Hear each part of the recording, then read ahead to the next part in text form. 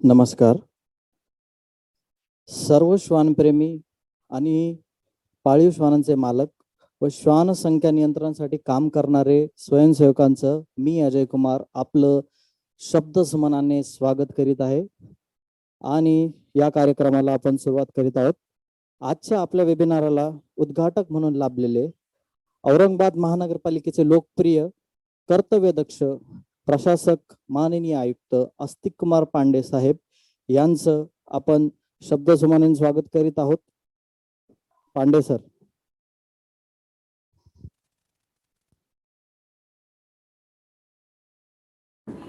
औरंगाबाद महानगरपालिका life care annual welfare association of the Aurangabad आणि सलोखा प्रस्थापन संस्था औरंगाबाद या तिघांतर्फे श्वान प्रेमींसाठी मोफत वेबिनारचं आयोजन केले गेलं आहे.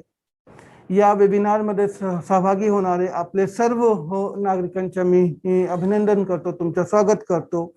आणि या वेबिनार मध्ये आपले उपायुक्त पशुसंवर्धन विभाग डॉक्टर प्रदीप जोड साहेब पण सहभागी होत आहे. आणि यामध्ये जे आपले प्रमुख विषय तज्ञ आणि व्याख्याते आहेत त्यामध्ये डॉक्टर BS नाईकवाडे, मुख्य पशुसंवर्धन अधिकारी औरंगाबाद महानगरपालिका, डॉक्टर राजशेखर दड़के, सहायक आयुक्त पशुसंवर्धन औरंगाबाद, डॉक्टर नीति सिंह चौहान, प्राणी संग्रहालय पशु वैद्यक आणि श्वान उपचार तज्ञ, हे सर्व लोक या वेबिनार मध्ये चांगली पद्धतीने त्याच्या ज्ञानाच्या आधारावर मार्गदर्शन करणार आहे. श्वान प्रेमींसाठी मोफत वेबिनार जे आयोजित केला गेला आहे यामध्ये विविध विषय ठेवले गेले आहे. या विषयांमध्ये श्वानदंश प्रतिबंध व श्वान संख्या नियंत्रण कार्यक्रम आणि कोरोना कालमध्ये श्वानांची काळजी कशी घेतली पाहिजे या विषयामध्ये पण चर्चा होणार आहे.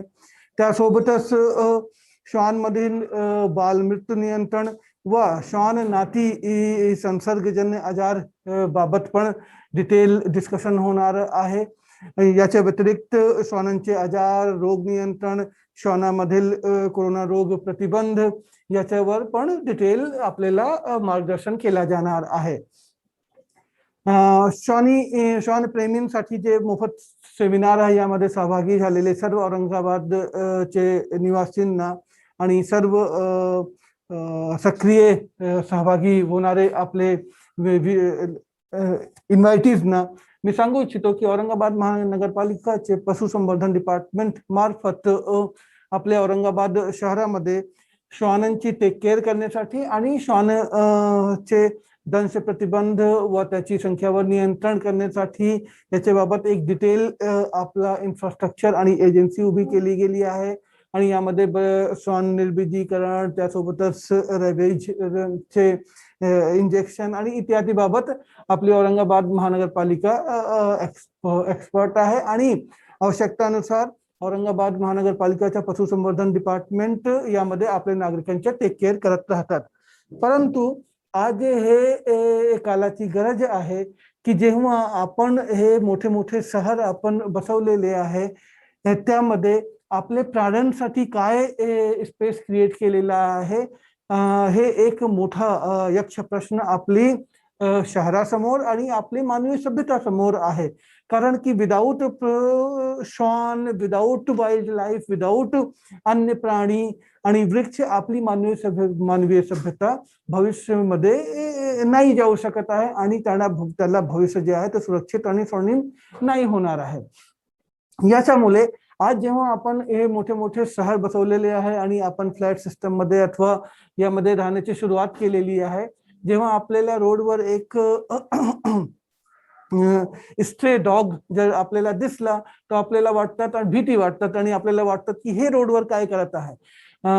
त्याच्या ऐवजी जर आपलं ने थोडासा सहानुभूतीपूर्वक विचार केला तर आपल्याला हे कळेल की आपले मानवी सभ्यतामध्ये आपला श्वान जे आहे त्याचा एक अंतर्भूत अंग आहे.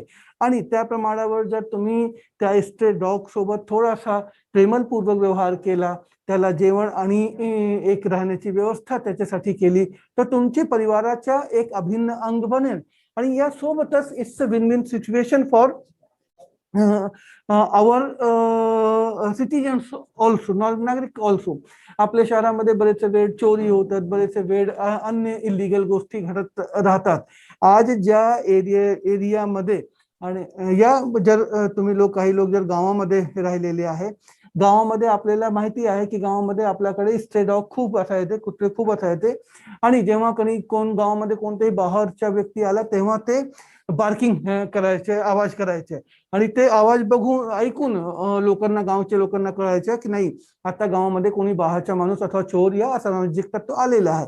सेम पद्धतीप्रमाणे जर शहरामध्ये आपले विविध कॉलनी आहे आणि तिथे जर आपण स्ट्रे डॉग्स साठी व्यवस्था केली, स्ट्रे डॉग्सला दत्तक घेतला, स्ट्रे डॉग्स साठी जेवणची व्यवस्था केली, तो ते स्ट्रे डॉग्स, ते जे रोडवरचे कुत्रे आहे, ते आपली कॉलनीची, आपले लोकांची सुरक्षा गार्ड, सिक्युरिटी गार्ड म्हणून भूमिका बजावणार आहे. आणि हे तुमच्यासाठी पण चांगला राहणार आहे आणि त्या डॉग साठी पण चांगला राहणार आहे. आणि एक हे अभ्यास काही तज्ञ लोक आता करत आहे की ज्या कॉलनीमध्ये जिथे आणि ज्या एरियामध्ये स्ट्रे डॉग्सची मात्रा जास्त आहे तिथे जे चोरीच्या, थेफ्टचा, जे असामाजिक गतिविधीचे जे प्रमाण आहे ते काही मात्रामध्ये कमी आहे. It's a fact. तर आणि विविध शहरामध्ये याचा अभ्यास एक केला गेला आहे. याच्यामुळे औरंगाबाद चे जितके श्वानप्रेमी आहे, तुम्हाला एक तो पहिली गोष्ट तर तुमच्या मी अभिनंदन करतो की तुम्ही लोकांनी आपले जे स्ट्रे डॉग्स आहे आणि श्वान आहे त्यामध्ये इंटरेस्ट दाखवलेला आहे. आणि वाईल्ड लाईफ तुमचे जीवनच्या, मानवी जीवनच्या एक अंतर्भूत अंग कसा आहे हे तुम्ही त्याचे प्रदर्शन केलेलं आहे. मला हे अपेक्षा आहे की आता तुम्ही आपले जे अन्य नागरिक आहे त्यांना पण याच्या बाबत मोटिवेट करणार आहे आणि त्याच्या सोबत जाऊन संवाद साधून हे वाईल्ड लाईफ, हे श्वान, हे डॉग्स, हे स्ट्रे डॉग्स आपल्यासाठी कसा फायदेशीर आहे आणि जर त्याच्या सोबत आपण संबंध स्थापित केले तो पूर्ण आपले कॉलनीसाठी, आपले मानवी जीवनसाठी कशा प्रमाणे तणाव मुक्त करण्यामध्ये फायदे होणार आहे, सिक्युरिटीमध्ये आपल्याला लाभ होणार आहे, याचा तुम्ही संवाद साधून लोकांना कन्व्हिन्स करणार आहे. That will be very helpful dialogue. आता त्यामध्ये आता जे श्वानप्रेमींसाठी वेबिनार आज हे आयोजित केला गेला आहे त्याचा पण एक खूप मोठा वाटा राहणार आहे. आणि life care animal welfare association of Aurangabad आणि सलोखा प्रस्थापन संस्था औरंगाबाद त्यांचा मी अभिनंदन करतो की आज त्याने श्वानप्रेमींसाठी हे मोफत वेबिनार आयोजित केला आहे. सर्व नागरिक आपण हे वेबिनारचा लाभ घ्या. थँक्यू. जय हिंद, जय महाराष्ट्र. खूप खूप धन्यवाद सर. खूप खूप धन्यवाद सर. चालू आहे. खूप खूप धन्यवाद सर. आपण जे मार्गदर्शन केलं हे सर्वांसाठी मोलाचे असेल. आपलं मार्गदर्शन आमच्यासाठी फार मोलाचं असेल. पुढील कार्यक्रमाला लाभलेले आमचे प्रमुख पाहुणे माननीय श्री डॉक्टर प्रदीप जोड साहेब, आयुक्त पशुसंवर्धन विभाग औरंगाबाद, हे आपल्याला मार्गदर्शन करतील.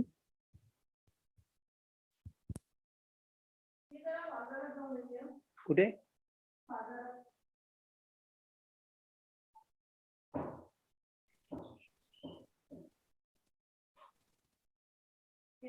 विद्यमाने आयोजित वेबिनारमध्ये आजच्या कार्यक्रमाचे उद्घाटक माननीय श्री पांडे सर, आयुक्त मनपा. प्रमुख विषय तज्ञ आपल्याला आज लाभलेले डॉक्टर नायकवाडे साहेब, डॉक्टर दळके साहेब, डॉक्टर माझ्या आणि पशु विभागाकडून साड्या बिड्या चांगल्या घालून लग्न बालमृत्यू सगळ्या बायला आमच्या मुंगत मार्गदर्शन करणार आहे. प्रत्यक्षात काम करण्यास प्रोत्साहन व मदत करणारे लाईफ केअर ॲनिमल वेलफेअर संस्थाचे श्री उमेश शिंदे, जय शिंदे सर यांचे मी अभिनंदन करतो. पशुसेवा ही ईश्वर सेवा हे भाग्य आम्हा पशुवैद्यकांना या विषयाची पदवी घेतल्याने मिळालेली आहे. पण मनुष्य तीव्र असल्याने ह्या सेवाभावी संस्था ज्या आहेत त्या मुक्या प्राण्याची सेवा करतात, ही बाब नक्कीच महत्त्वाची मी मानतो. महत्त्वाचा भाग असा आहे की आपण मागील वर्षापासून कोरोनाच्या काळाचा सामना करतोय. कोरोनाचा संसर्ग ह्या जनावरांपासून किंवा श्वानापासून होतो का याबाबत बरेच लोकांमध्ये संभ्रम होता. पण प्रत्यक्षामध्ये आपण जर बघितलं तर गाई म्हशीमध्ये, जनावरांमध्ये किंवा श्वानांमध्ये कोरोनाचा संसर्ग झाल्याचा कुठेही असा पुरावा आढळलेला नाही. मागील काही बातम्यांवरून विदेशामध्ये काही ठिकाणी सिंहांना संसर्ग झाल्याचे आपण बघितलेलं आढळलेलं आहे. हैदराबादच्या प्राणी संग्रहालयामध्ये सिंहाची कोरोना चाचणी पॉझिटिव्ह आली होती. त्यांच्यापासून तो आजार मात्र इतर प्राण्यांना किंवा माणसांमध्ये पसरलेला नाही. ही एक चांगली बाब आपल्याला म्हणावं लागेल. त्याच्यामुळे आपल्याला काळजीचं कोणतंही कारण नाही. मात्र कोरोनाच्या प्रतिबंधक उपायाची काटेकोर अंमलबजावणी आपण केली पाहिजे. यामध्ये एक दिसून आलं की कोरोनाच्या काळामध्ये जे काही आपले श्वान असतील, डॉग्स असतील, काही लोक असे मुकाट जनावरं सोडून द्यायची किंवा मुकाट श्वान आपले हे डॉगी वगैरे सोडायचे. तर असं कधीही आपल्या जनावरांना किंवा श्वानांना मुकाट सोडू नये. कारण की त्याच्यामध्ये एक होतं की इतर जनावरांना त्याचा त्रास होतो, त्याची प्राण्यांची आपली हेळसांड होते. हेळसांड कधी कोणी करू नये आणि त्याची आपण नेहमीच काळजी घेतली पाहिजे. कारण की असे पण आपल्याला एक आढळून आलेलं आहे की हे जे श्वान आहे, डॉगीज आहे, हे बाहेर सोडल्यामुळे म्हणजे लोकांना चावा घेण्याचं प्रमाण सुद्धा आपल्याला तेवढंच वाढलेलं प्रमाण आढळून आलेलं आहे. म्हणजे जे आपण म्हणतो ना की कुत्रा डॉग चावल्यानंतर रेबीज होण्याची जी संभावना असते ते एक आपल्याला प्रामुख्याने जाणवतं की आपल्याला रेबीजच्या बाबतीत ह्या केसेस होऊ नये, लोकांना त्याचा त्रास होऊ नये म्हणून आपण आरोग्याच्या दृष्टीने, काळजी घेण्याच्या दृष्टीने आपण ह्या गोष्टीचा विचार केला पाहिजे प्रामुख्याने. आणि दुसरी बाब म्हणजे की आपले जे डॉग्स असतील, श्वान असतील, या आपण प्रतिबंधक उपाययोजना म्हणून प्रॉपर व्हॅक्सिनेशन, अँटीरेबीजची व्हॅक्सिनेशन दरवर्षी आपण हे करणं महत्वाचं आहे. आणि दुसरं महत्वाचं म्हणजे की आपल्या इथे औरंगाबाद जिल्हा प्राणी कल्याण हे आहे, पशु कल्याण समिती आहे, म्हणजे society for prevention of cruelty of animals Aurangabad. ही एक संस्था खूप चांगल्या प्रकारे काम करते आपल्या इथे. मागील 19 सप्टेंबर 2019ला याची नोंदणी पण झालेली आहे. अभिनंदनास्पद काम आहे ह्या सोसायटीचं. इतर लोकांचं सहकार्य, डिपार्टमेंटचं सहकार्य आहे यामध्ये. निश्चितच आपल्याला आपल्या सर्व एनजीओच्या मार्फत निश्चितच चांगलं काम करता येईल. त्या विषयाचा एक जिल्हा प्रमुख या नात्याने या सेवाभावी संस्था असेल, या मनपास आपल्या आमची जिल्हा पशुवैद्यकीय सर्व चिकित्सालयाचे पूर्ण सहकार्य असेल अशी मी नमूद करतो. आज या वेबिनारमध्ये आपल्या सर्वांची हितगुज करण्याची जी मला संयोजकांची मी संधी दिली याबद्दल मी संयोजकाचे आभार मानतो आणि पुनश्च एकदा शुभेच्छा देतो. धन्यवाद सर. आपण मार्गदर्शन केल्याबद्दल खूप खूप धन्यवाद. आपल्याला आता प्रमुख विषय तज्ञ जे आपल्या वेबिनारसाठी लाभलेले आहेत ते माननीय डॉक्टर राजशेखर दडके, सहाय्यक आयुक्त पशुसंवर्धन विभाग, हे आपल्याला आता मार्गदर्शन करतील. कृपया सर्वांना नम्र विनंती आहे की पहिले सर्व ऐकून घ्या. काही प्रश्नांचे तुम्हाला प्रश्न असतील तर शेवटी आपण ते प्रश्न तुमचे घेऊ आणि त्याबद्दल सविस्तर उत्तरे देऊ. मी दडके सरांना विनंती करतो की त्यांनी मार्गदर्शन करावं.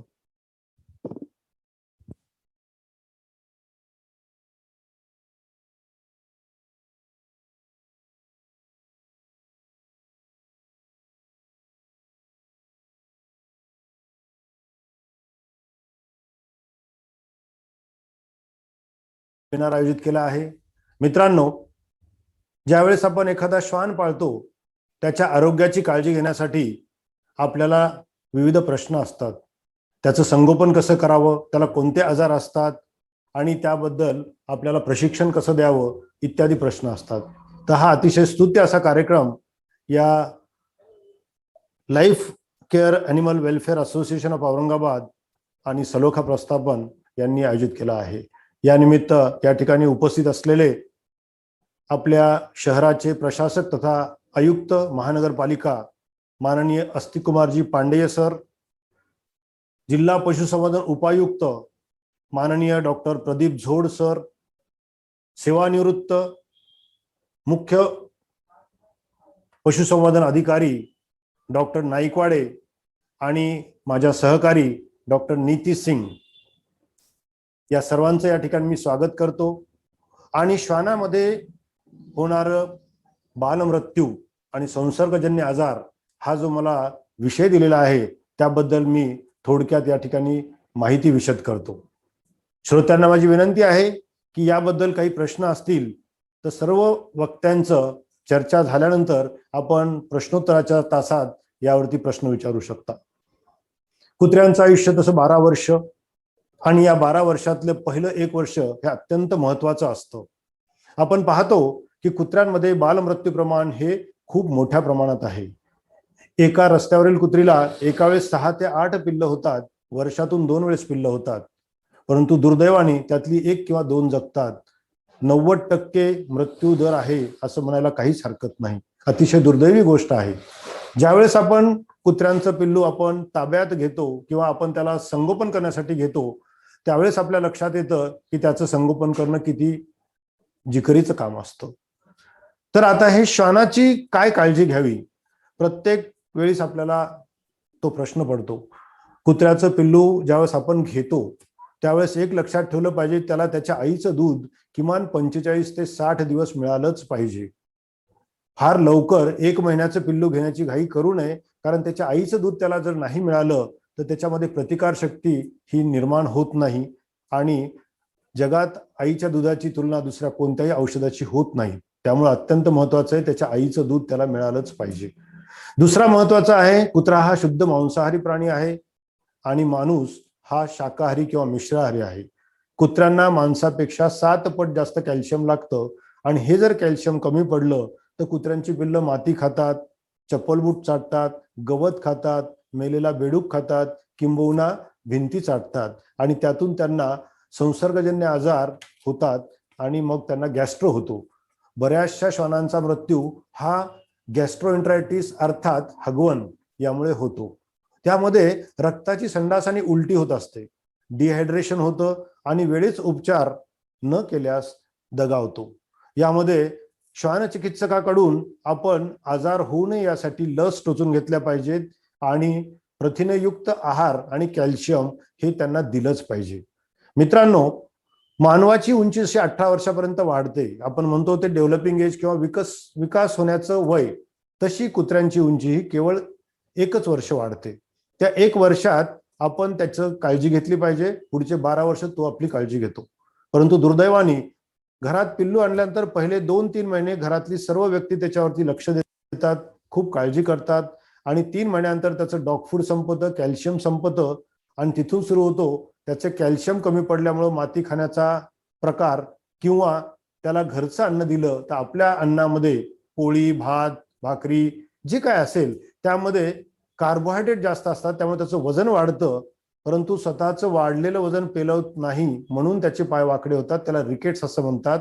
जर आपण विज्ञानाचे पदवीधर असाल तर निश्चित तुम्हाला कळेल की रिकेट्स म्हणजे calcium deficiency in young once.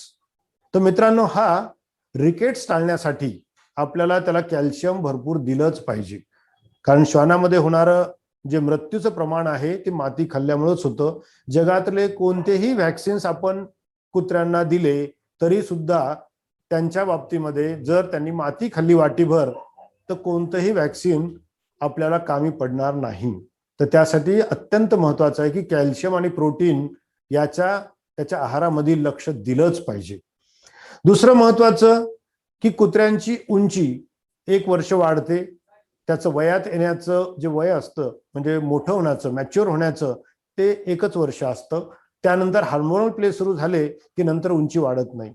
याचाच दुसरा अर्थ असा घ्या की 1 वर्षानंतर जगातलं कोणतंही डॉग फूड, कोणतंही कॅल्शियम दिलं तर उंची वाढणार नाही. जसं आपण पाहतो की 18 वर्षानंतर आपण एकदा विशिष्ट वयाचे झाल्यानंतर कितीही स्विमिंग करा, सायकलिंग करा किंवा कोणत्याही प्रकारची औषधी घ्या, तुमची उंची वाढणार नाहीये.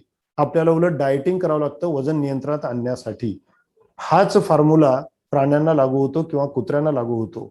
तर मित्रांनो, त्यासाठी कुत्र्यांची निगा किंवा कुत्र्यांची काळजी 1 वर्ष घ्या, पुढचे 12 वर्ष तो तुमची काळजी घेतो, हे मी वारंवार सांगतो. आता बालमृत्यू म्हणजे काय? बालमृत्यू होण्याची कारणे पार्वो व्हायरस इन्फेक्शन कुत्र्यांमध्ये हा कॉमन आहे. यामध्ये रक्ताच्या उलट्या आणि संडास होतात, ज्याला की उपचार करणं अत्यंत जोखमीचं किंवा जिकरीचं चॅलेंजिंग जॉब म्हणता येईल. त्यावेळेस आपल्याला एक पशुवैद्यक पदवीधर किंवा पदव्युत्तर असेल तर त्याला त्यामधले कोणते इंजेक्शन द्यायचे, कोणते देऊ नयेत याबद्दल पूर्ण ज्ञान असतं. मग यामध्ये जे डिहायड्रेशन मृत्यू पावतात तर शरीरातलं पाणी कमी होतं. त्यासाठी महत्वाचं आपल्याला असतं की त्याच्या शरीरातलं पाणी कमी होता कामा नये. त्यामुळे त्याला सलाईन लावणे, IV फ्लुइड्स देणं हे अत्यंत महत्वाचं आहे. आणि त्याचबरोबर शरीरामध्ये असलेली जी घाण असते ती पूर्ण बाहेर निघाली पाहिजे. तरच तो वाचू शकतो, अन्यथा यामध्ये वाचण्याचं प्रमाण अत्यंत कमी आहे. महत्वाचं आहे हा आजार होऊ नये यासाठी आपण काळजी घेतली पाहिजे. झाल्यानंतर ही सगळी चॅलेंजेस डॉक्टरांना आणि आपण वेळीच उपचार करण्यासाठी डॉक्टरांकडे घेऊन जाणं, ह्या दोघांच्या समन्वयाने त्याचे प्राण वाचू शकतात. बऱ्याच वेळेस डॉक्टर उपलब्ध असतात, परंतु आपलं इतर काही कारणामुळे आपण डॉक्टरपर्यंत जात नाही. सकाळचं सायंकाळी जाऊ, सायंकाळचं सकाळी जाऊ आणि त्यामध्ये तब्येत बिघडत जाते. तर त्यामुळे अत्यंत महत्वाचं आहे की टाइमली ट्रीटमेंट, वेळीच उपचार करणं आणि योग्य उपचार करणं, ह्या दोन्ही गोष्टीचा जर समन्वय साधला गेला तरच त्याचे प्राण वाचू शकतात. दुसरं महत्वाचं आहे लेप्टोस्पायरोसिस नावाचा आजार. त्यामध्ये कावीळ होतो आणि कुत्रा दगावतो. हे जे आजार आहेत, हे आजार महत्वाचे का होतात? तर संसर्गजन्य आजार एका कुत्र्यापासून दुसऱ्या कुत्र्याला मानवामार्फत होतात. आता बरेचसे कुटुंब मला विचारतात की कुत्र्यांना गॅस्ट्रो झाला तर याचा आपल्याला काही होईल का? तर ठामपणे सांगणं आहे की कुत्र्यांचा गॅस्ट्रो मानवाला कधीही होत नाही. मानवाचा आपण पाहतो कॉलरा, जुन्या काळामध्ये पटकीन किंवा कॉलरा हा आजार होता. गावात एकाला झाला की सर्वांना व्हायचा. परंतु हा जो कुत्र्यांचा आजार आहे तो कुत्र्यांपासून कुत्र्यांनाच होतो, मानवामार्फत होतो. त्यामुळे आपल्या मित्राच्या घरी एखाद्या कुत्र्यांना जर गॅस्ट्रो झालेला असेल तर त्याला हाताळून आपण आपल्या छोट्याशा पिल्लाला कधीही हात लावू नये. स्वच्छ हात धुणे, चप्पल शूज आपण बाहेर काढणे, कारण कुत्रा बाहेरून आला की आपल्या शूजचा किंवा चपलेला चाटतो किंवा वास घेतो. आणि हा व्हायरस, हा जो विषाणू आहे तो फार जलद गतीने एका कुत्र्यापासून दुसऱ्या कुत्र्याला जातो. आता महत्वाची गंमत ही आहे की समजा आपल्या कॉलनीमध्ये एका कुत्र्याला गॅस्ट्रो झालेला आहे, तो कुठेही उलट्या करतो आणि संडास करतो रस्त्यावरती, आणि आपल्या कुत्र्याला जर कॅल्शियम कमी पडत असेल तर तो माती चाटतो. तो रस्त्याने जाताना कुत्र्यांचा एक स्वभाव असतो की कुठेही दुसऱ्या कुत्र्याने शी किंवा सू केली असेल तर तो वास घेतो. आपल्याला कौतुकानं वाटतं की आमचा टॉमी तिथे जाऊन वास घेतो, परंतु ती जर विष्ठा पार्वोव्हायरस इन्फेक्टेड असेल तर आपल्या कुत्र्याने वास घेतला की दुसऱ्या दिवशी लगेच त्याचे डोळे लाल होतात आणि तशाच प्रकारची रक्ताची संडास तो करतो. तर त्यासाठी माझं विनम्र असं सर्वांना आवाहन आहे, श्वानप्रेमींना आवाहन आहे की पहिलं 1 वर्ष आपल्या कुत्र्याची काळजी घ्या, पुढचे 12 वर्ष तो तुमची काळजी घेणार आहे, यामध्ये दुमत नाहीच आहे. कुत्रा हा प्राणी एकमेव असा आहे की जो इमोशनली अटॅच होतो, भावनिक दृष्ट्या आपल्याशी त्याचे बंधन होत असतात. पहा तुम्ही, गमतीचा भाग, तो 1 वर्ष तुमच्या सहवासात राहिला, you cannot sell a dog after 1 year of age. दुसऱ्यांच्या घरी तो राहू शकणार नाही. तुमची आठवण काढून त्या ठिकाणी झुरत राहतो तो, किंबहुना तो त्या ठिकाणी ऍडजस्ट होत नाही, तो जेवण सोडतो. तर कृपया कुत्र्यांना तुम्ही जेवढा वेळ द्याल, जेवढं प्रेम द्याल, त्यापेक्षा कितीतरी पटीनं जास्त प्रेम तो तुम्हाला देत असतो. You cannot buy a love. आपण प्रेम कधी विकत घेऊ शकत नाहीत, परंतु श्वानाच्या बाबतीमध्ये तुम्ही या प्राण्याला प्रेम लावा, त्याच्या कितीतरी पटीनं जास्त तो प्रेम लावतो. आपण पाहतो कुत्रा आपण का पाळतो? कुत्रा पाळण्याचं कारण एकच आहे की तो स्ट्रेस रिलीव्हर आहे, तणावातून मुक्त करण्यासाठीचा एक आपल्याला फार चांगला साधन आहे. परदेशात आपण पाहतो की प्रत्येक घरी कुत्रा आहे. आता साधं उदाहरण घ्यायचं तर एक हाय प्रोफाईल व्यक्ती ज्यांना Z+ ची सुरक्षा असते, ते लोक सुद्धा कुत्रे पाळतात. त्यांना काय सुरक्षा आहे महत्वाची आहे का? नाही. तर त्यांना प्रोफेशनल स्ट्रेस, त्यांच्या राजकीय खूप काही तणाव असतात, त्या तणावातून बाहेर येण्यासाठी ते प्राण्यांच्या सहवासात राहणं पसंत करतात. दुसरं महत्वाचं, सुरक्षा तर आहेच आहे. आपल्या घरासमोर कुत्रा बसलेला जरी असेल, तो चावणारा आहे का भुंकणारा आहे आपल्याला नाही सांगता येणार, परंतु घरात येणारा व्यक्ती हा 100 लोकांमधले 90% लोक तिथे फिल्टर होतात की कुत्रा दिसला तर दबकतात आणि बाहेरूनच आवाज देतात, अहो आम्ही यावं का आतमध्ये. म्हणजे विनाकारण येणाऱ्यांची जी संख्या असते ती तुम्हाला कुठेतरी नियंत्रणात होते.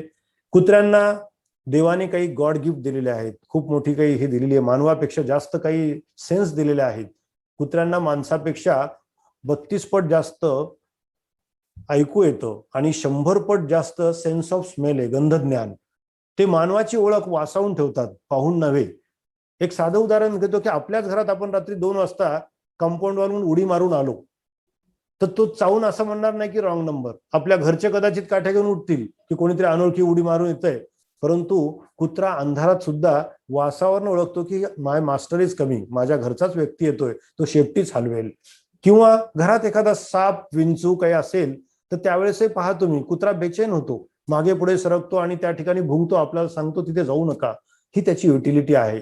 त्यामुळे मित्रांनो, कुत्रा हा प्राणी एक समाजप्रिय प्राणी आहे, कुटुंबप्रिय प्राणी आहे, कुटुंब वत्सल प्राणी आहे.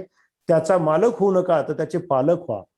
त्याला आपल्या घरच्या सदस्याप्रमाणे प्रेम द्या तो तुम्हाला घरातल्या सदस्यांपेक्षाही जास्त विश्वास आणि प्रेम देईल आणि तुमच्या बऱ्याचशा तणावातून तुम्हाला मुक्त करेल, तुम्हाला सुरक्षा देईल आणि तुमचा एक सच्चा कुटुंबातला सदस्य म्हणून तुम्हाला असेल. बालमृत्यूबद्दल बोलायला बराच वेळ लागेल. या ठिकाणी बरेचसे वक्ते या माझ्या नंतर बोलणार आहेत.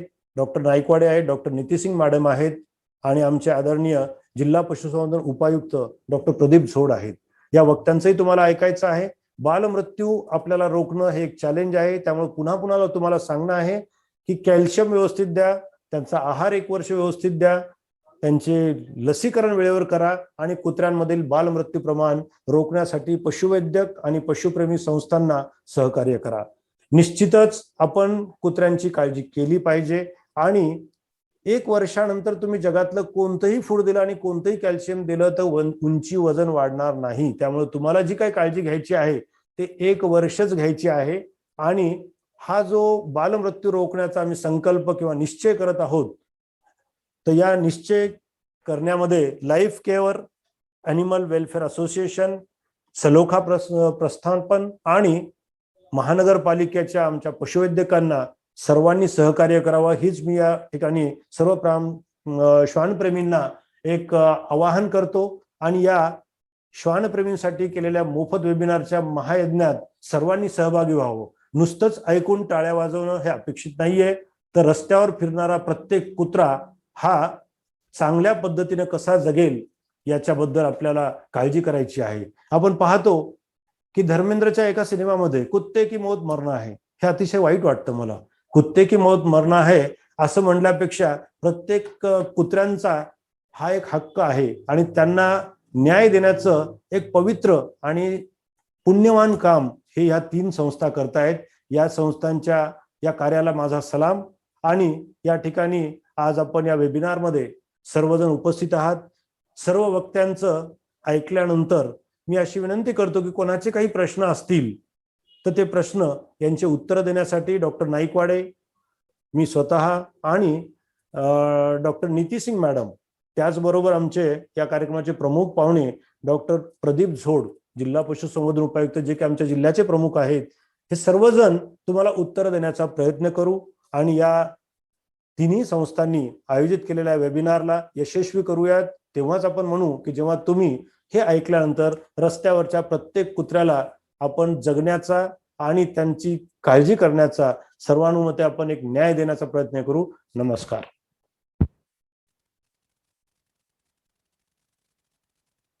आपण धन्यवाद सर, खूप खूप धन्यवाद. आपण खूप चांगल्या प्रकारे सर्व नागरिकांना मार्गदर्शन केले आहे आणि आपलं मार्गदर्शन हे मोलाचं असेल. पुढील तज्ञ व व्याख्याते डॉक्टर नीती सिंग चौहान, प्राणी संग्रहालय पशुवैद्यक आणि श्वान उपचार तज्ञ, हे आपल्याला मार्गदर्शन करतील.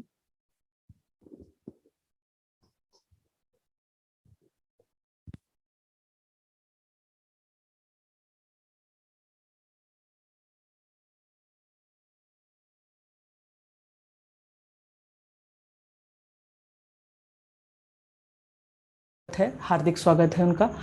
आज के इस वेबिनार में हम ये विस्तृत में जानकारी देंगे आपको कि डॉग्स में किस तरीके की बीमारियां होती हैं, उनका नियंत्रण किस तरीके से किया जाता है और कोरोना क्या डॉग्स में भी पाया जाता है और अगर पाया जाता है तो उसको नियंत्रित किस तरीके से किया जाएगा। पहली बात, डॉग्स में जिस तरीके की बीमारियां होती हैं जो कि आमतौर पर उनकी जानलेवा होती हैं, वो है canine distemper, parvo virus, Leptospira virus और पैरा इन्फ्लुएंजा वायरस और एडिनो वायरस, साथ में रेबीज वायरस। तो इस तरीके की जो वायरस हैं वो उनकी जिंदगी में वायरल डिजीजेस पैदा करते हैं जिससे कि उनकी जान को भी मुसीबत आ जाती है। इसके लिए मेरा ये कहना होगा कि इन डिजीजेस के लिए डॉग्स को जैसे ही वो 45 डेज के हों पपीज, तो उनका फर्स्ट वैक्सीनेशन कराना चाहिए और हर आने वाले 6 महीने में उनका डिवॉर्मिंग करते रहना चाहिए जब तक कि वो 6 महीने की एज के नहीं हो जाते। उसके बाद में फॉलोअप के लिए साल में 3 बार या 4 बार उनकी डिवॉर्मिंग करनी चाहिए, हर 3 महीने के गैप में। जितना उनका वजन होता है उस तरीके से उनका डिवॉर्मिंग का डोज डिसाइड होता है। अब इसमें मैं आपको ये बताना चाहती हूँ कि आपको डॉक्टर्स को कब कब अप्रोच करना चाहिए। जबकि एनिमल खाता ना हो, जबकि नॉर्मल से कुछ हटके हो रहा हो, लूज मोशंस होते हो, उल्टियां होती हो, या आपको ऐसा लगता है कि वो बाकी डॉग से कुछ तो हटके हो रहा है, उसका डेवलपमेंट बोलिए या उसका बिहेव बोलिए, तो ये साइकोलॉजिकल प्रॉब्लम्स भी कुछ आती हैं उनको, जो कि उनकी वाइसेस कहलाती हैं, जो कि कंट्रोल हो जाती हैं अगर आप डॉक्टर से कंसल्ट करते हैं। तो हमने जिस तरीके से सारी डिजीजेस के बारे में बात की, मैंने आपको इलेबोरेट किया कि क्या डिजीजेस डॉग्स में पाई जाती हैं, उसमें एक डिजीज जो रेबीज है उसके बारे में मैं आपको विस्तृत तरीके से बताना चाहूंगी कि ये जो डिजीज है ये एक वायरल डिजीज है, और जो खासकर तंत्रिका तंत्र यानी कि सेंट्रल नर्वस सिस्टम को अफेक्ट करती है, ब्रेन और स्पाइनल कॉर्ड। तो उसके अंदर जो स्पाइन्स हैं और जो नर्व सेल्स हैं ये सब अफेक्टेड होते हैं। अब इस डिजीज के दौरान में डॉग्स को प्रॉब्लम ये होती है कि उनका मोटार सिस्टम यानी जो कंट्रोल रहता है उनका शरीर पर वो खो जाता है। उसकी वजह से उनकी जबान लटकी हुई रहती है और वो पानी नहीं पी पाते हैं। ये उसका पहला साइन है। दूसरा, हम जो उनको आवाज देते हैं तो वो सुनते नहीं है, क्योंकि उनका सारा मोटार सिस्टम फेल हो गया होता है। तो इस दौरान में कुछ साइन इस तरीके से हैं कि डॉग्स पानी नहीं पी पाते हैं, डॉग्स आपका ऑर्डर नहीं मानते हैं और लगातार बेवजह इधर उधर खुद को डैश करते हुए घूमते रहते हैं। तो ये उसके कुछ साइन हैं। लेकिन बारिश के दौरान में कई बार डॉग्स को इस तरीके से होता है कि उनको बहुत ज्यादा पानी लग जाने की वजह से, स्किन गीली होने की वजह से शरीर पे कुछ कीड़े पड़ जाते हैं, जिन्हें हम मैगेट्स कहते हैं। क्योंकि जब गीली स्किन पे मक्खी बैठती है तो वो अपने अंडे छोड़ देती है, जिन्हें हम मैगेट्स कहते हैं, और वो उनमें हो जाते हैं। तो वो जो कीड़े उन्हें परेशान करते हैं, इल्लियां, मैगेट्स, तो उसकी वजह से वो बेहद परेशान होकर रोड में इधर उधर घूमते हैं। कुछ लोगों का ये भ्रम है कि वो पिसारा कुत्ता, उसे रेबीज हुआ है, लेकिन ये गलत है। और ऐसे पिसारे कुत्ते को अगर आप कहते हैं कि उसे रेबीज हुआ है और उसे कई लोग अबंडन कर देते हैं, कहीं ले जाके दूर छोड़ आते हैं, उसका ये इलाज नहीं है। बजाय इसके आपको एक वेट को कांटेक्ट करना चाहिए, उसके जो घाव है उनको ठीक कराना चाहिए, और जिस तरीके से फॉलोअप किया जाता है एक एंटीबायोटिक्स और एंटी एलर्जिक के द्वारा, उस तरीके से उसका निदान करना चाहिए, बजाय इसके कि आप उसे कहीं छोड़ आए। पिसाड़ा कुत्ता होना अलग बात है और रेबीज होना अलग बात है। रेबीज अगर हो जाए किसी जानवर को, तो उसके बाद में आप उसको उस तरीके से अबेंडन करने के बजाय उसको इथेनोशिया दिलाइए, ताकि उसको भी प्रॉपर उसकी जिंदगी का अंत एक सुखद तरीके से हो सके। दूसरी बात आपको ये बताना था कि इसका एक वैक्सीनेशन शेड्यूल होता है कि जब हम 45 डेज पे पहला वैक्सीन देते हैं, तो वो वैक्सीन के जस्ट 20 से 21 दिनों के बाद में हम दूसरा वैक्सीन देते हैं, जो कि एंटी रेबीज का होता है। उस रेबीज में एंटी रेबीज का ही वैक्सीन होता है, जिससे कि उनको 1 साल तक उसका कंट्रोल होता है, उनके स्किन में उनके डिपॉजिट दिया जाता है, जिससे कि उनके शरीर में प्रतिरोधक शक्ति बनती है, जिससे कि उन्हें रेबीज ना हो और वो हमारे साथ रहने के लिए बिल्कुल स्वस्थ होते हैं। तो हम हमारे बच्चों को भी उनके साथ में रख सकते हैं, फिर कोई डरने की बात नहीं होती है। अब इसमें कई बार ऐसा होता है कि डॉग ने अगर काट लिया है, हमने उसे वैक्सीनेट कर दिया है, उसके बावजूद एक लोगों को डर बना रहता है कि कुत्ते ने काट लिया तो अब क्या होगा, कुत्ते का नेल लग गया तो अब क्या होगा। डॉग के नेल लगने से, कैट के नेल लगने से कभी कोई इन्फेक्शन नहीं होता है, क्योंकि नेल्स में कोई इन्फेक्शन नहीं होता, कोई वायरस नहीं पाया जाता है। जब तक कि कोई विसरा यानी सलाइवा हो या कोई और लिक्विड हो, जब तक वो हमसे टच ना हो डायरेक्ट, तब तक हमें कोई भी डिजीज उनकी नहीं लगने वाली है। इसीलिए जब भी डॉग बाइट कर ले और अगर वो वैक्सीनेटेड है तो इतना डरने की बात नहीं है। और अगर वो वैक्सीनेटेड नहीं था, कोई स्ट्रीट डॉग है या कोई ऐसा आदमी जिसने पाला तो है लेकिन उसका वैक्सीनेशन नहीं करा रखा है, तो उस दौरान में आपको जाकर जो हमारे हॉस्पिटल्स हैं गवर्नमेंट के, वहां पे जाके फॉलोअप लेना चाहिए 0 डे का, 1st डे का, 3rd डे का और उसके बाद में 7th डे का। इस तरीके से डॉक्टर आपको शेड्यूल देता है, उस तरीके से आप आपका वैक्सीनेशन लेकर खुद को सेव कर सकते हैं। लेकिन उसमें डॉग्स को बदनाम करना एक रेबीज की वजह से गलत है। दूसरा, एक और प्रॉब्लम इस दौरान में आ रही है कि डॉग्स को खुजली हो जाती है और वो रोड पे रहते हैं, और ऐसे डॉग्स को कई लोग जो पाल रहे हैं उनको भी खुजली हो गई तो वो रोड पर छोड़ देते हैं, अबंडन कर देते हैं। खुजली होने की मेन वजह यह है उनका मेल न्यूट्रिशन। अगर उनको न्यूट्रिशन प्रॉपर नहीं मिलेगा, उनको खाना पीना प्रॉपर नहीं मिलेगा, तो खुजली एक इम्यून सिस्टम की डिजीज है कि जब उनका इम्यून सिस्टम डाउन हो जाएगा, न्यूट्रिशन कम मिलेगा, तो अपने आप उन्हें खुजली होने वाली है। इसका प्रतिबंध होता है, इसका ट्रीटमेंट होता है, जो कि अच्छे प्रोटीन वाले खाना दे सकते हैं आप घर के डॉग्स को। और अगर रोड के डॉग्स हैं तो आप एक चैरिटी के द्वारा जुड़कर, बहुत सारी संस्थाएं हैं हमारे औरंगाबाद में, किसी एक से जुड़कर किसी एक एरिया के डॉग्स को आप चाहें तो उसकी हेल्प कर सकते हैं, मिलकर उन सबको डॉग फूड या घर की बची हुई रोटियां या घर का बचा हुआ खाना उनको दे सकते हैं, जिससे उनकी जिंदगी भली हो सकती है। जो कि रोड पर हैं, जिनका कोई नहीं है, तो उनके लिए आप भी बन सकते हैं। और कैट्स में एक प्रॉब्लम पाई जाती है कि उनके जो हेयर्स हैं वो अगर घर में फैलते हैं तो उनकी वजह से हेयर बॉल्स होती है पेट में, ऐसा माना जाता है। दूसरा, उनकी वजह से लोगों को कई तरीके की डिजीजेस होती है, ऐसा माना जाता है। एक्चुअली ये दोनों ही बात गलत है, ये एक भ्रम है। डॉग्स की अगर जिस तरीके से हम डिवॉर्मिंग करते हैं उसी तरीके से कैट्स की भी डिवॉर्मिंग की जाती है। तो कैट्स का अगर आप डिवॉर्मिंग हर रूटीन के हिसाब से करते हैं, उनको वॉश बराबर करते हैं, उनकी कॉम्बिंग बराबर करते हैं, तो हेयर बॉल का मैटर नहीं आता है, ये टोटली कंट्रोलेबल है। इस दौरान में ये बातें पैदा होती हैं कि जब से कोरोना का शुरुआत हुई है तो कई लोगों ने अपने डॉग्स को बेघर कर दिया है, छोड़ दिया है रोडों पर, कि डॉग्स की वजह से भी और कैट्स की वजह से भी कोरोना फैलता है। तो इसमें मेरा ये उनको कहना है कि डॉग्स की वजह से कोई कोरोना नहीं फैलता है, और उनका जो वैक्सीनेशन होता है उसमें उसका वैक्सीन दिया जाता है, जो कि आज से कई सालों पहले से ही शामिल है वैक्सीनेशन शेड्यूल में। लेकिन जब से कोरोना आया है तब से ये बात थोड़ा बढ़कर हो गई है, वरना पहले से ही इसका वैक्सीन दिया जाता आया है डॉग्स में। दूसरी बात इस तरीके से कहना है मुझे कि लोगों का डर जो कोरोना में है एनिमल्स को लेकर, तो जूनोटिक डिजीजेस कुछ होती हैं जो कि एनिमल्स से जानवरों से इंसानों को और इंसानों से जानवरों को जो होती है उन्हें जूनोटिक डिजीज कहते हैं। तो रेबीज ऐसी डिजीज है, लेप्टोस्पायरा ऐसी डिजीज है, कुछ ऐसी डिजीज है जो कि जानवरों से एनिमल्स से ह्यूमंस में होती है। लेकिन कोरोना ऐसी डिजीज नहीं है कि जो इस तरीके से जानवरों की इंसानों में हो। बजाय इसके ये अभी उल्टा हो रहा है कि इंसानों की कोरोना जो वाइल्ड एनिमल्स में पाई गई है, लॉयंस में ये रिपोर्ट किया गया है। तो एनिमल्स से कोई प्रॉब्लम नहीं है, इसलिए आप बेफिक्र होकर उन्हें घर में रखें। और कुछ गाइडलाइंस भी जारी की गई हैं IVRI के द्वारा कि अगर कोई भी एनिमल को होता है कोरोना के कुछ सिम्टम्स पाए जाते हैं तो उनका उस तरीके से नेजल स्वैब ले सकते हैं, इसोफेजियल स्वैब ले सकते हैं, फीकल स्वैब ले सकते हैं, जिससे कि आपको पता चल सकता है कि क्या ये कोरोना पॉजिटिव है। अब कुछ इस तरीके की प्रॉब्लम्स आती हैं एनिमल्स में कि जो आप उसको डिसाइड नहीं कर सकते कि इसमें प्रॉब्लम एक कफ की है या फ्लू की है या इसे कोरोना कहेंगे। तो इसके लिए आप डिफरेंशियल डायग्नोसिस कर सकते हैं पैथोलॉजिकल लैब में जाकर। इस सारे प्रोग्राम में जो हमारा मार्गदर्शन किया गया है और जिसकी वजह से हम आज इस स्टेज पर हैं, वो है life care animal association of Aurangabad, दूसरा सलोखा प्रस्थापन संस्था औरंगाबाद, और मनपा औरंगाबाद का हार्दिक दिल से मैं धन्यवाद देती हूँ और सभी को बहुत बहुत धन्यवाद। धन्यवाद मॅडम. आपण केलेले मार्गदर्शन हे सर्व श्वानप्रेमी, श्वान मालक आणि श्वान नियंत्रणावर कार्य करणारी संस्था यांना मोलाचं वाटेल. आणि आता आपण मध्य भागामध्ये आलेलो आहेत. त्यामध्ये आता पुढचं सूत्रसंचालन आपल्याला लाभलेले माननीय डॉक्टर BS नाईकवाडे सर, सेवानिवृत्त मुख्य पशुसंवर्धन अधिकारी मनपा औरंगाबाद, हे आपल्याला मार्गदर्शन करतील.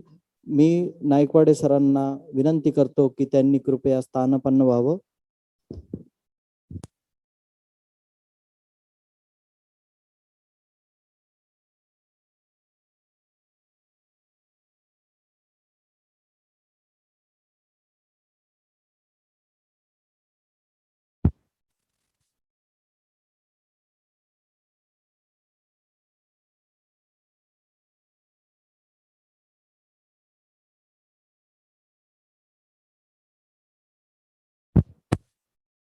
धन्यवाद नीती सिंग मॅडम यांनी यापूर्वी ज्यांनी आपल्याला मार्गदर्शन केले डॉक्टर दडके, दोघांचीही अतिशय अभ्यासपूर्ण व्याख्यानं झालेली आहेत या ठिकाणी.